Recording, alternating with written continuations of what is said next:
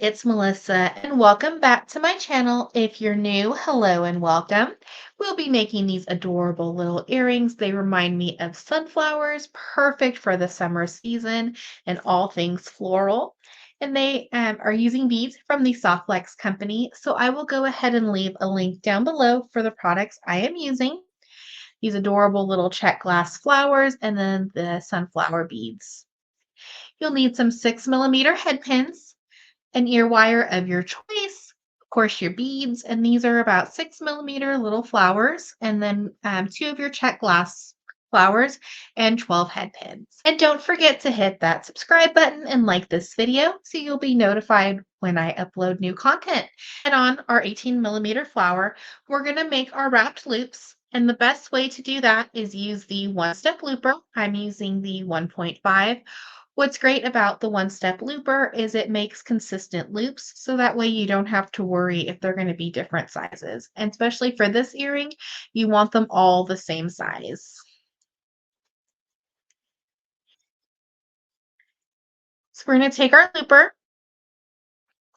We're just going to slide it through. We want to give it a little bit of room just because the way the flower bead is, and then we're just going to give it a squeeze. And we have our loop. Now you can do this as you're working with your project, or if you want to stop after every bead and adjust your loop, you can. But we're just going to take our round nose pliers. We want to make sure that it is completely closed. We'll just set that off to the side. We're going to do the same thing with our 12 little flower beads, and we're going to put one bead on each head pin.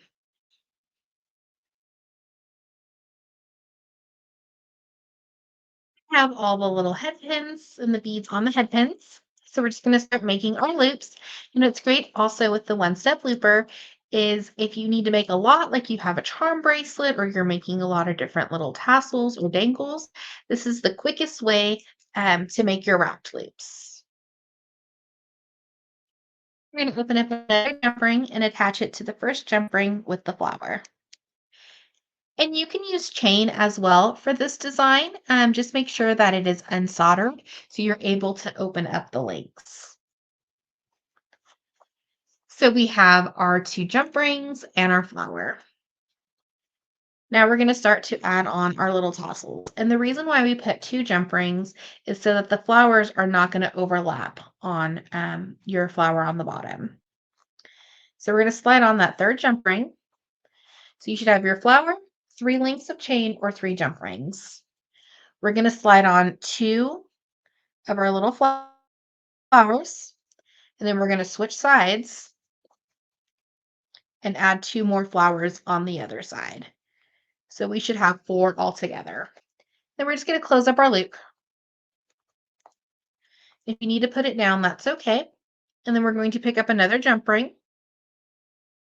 So if you have your jump rings open ahead of time, sometimes it's a little easier. So we're going to pick up our little component. We want to make sure that we have 2 of our flowers on each side. I'm going to put on that jump ring and then 2 more flowers on each side. And this is completely up to you how long you want to make it. I'm using 12 beads on each side. So there's 4 per little jump ring. And we'll just close. You can see how cute that is, the little tassel, how that'd be great as like a focal for a pendant. So we're going to open up our last little jump ring, our little component, make sure that we have 2 beads on each side. And then we're just going to slide on our last 4 little flowers.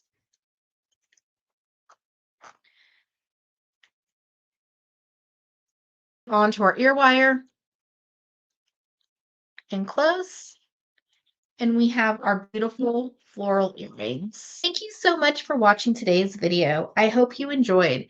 Don't forget to like and subscribe for other content and tutorials. Have a wonderful day.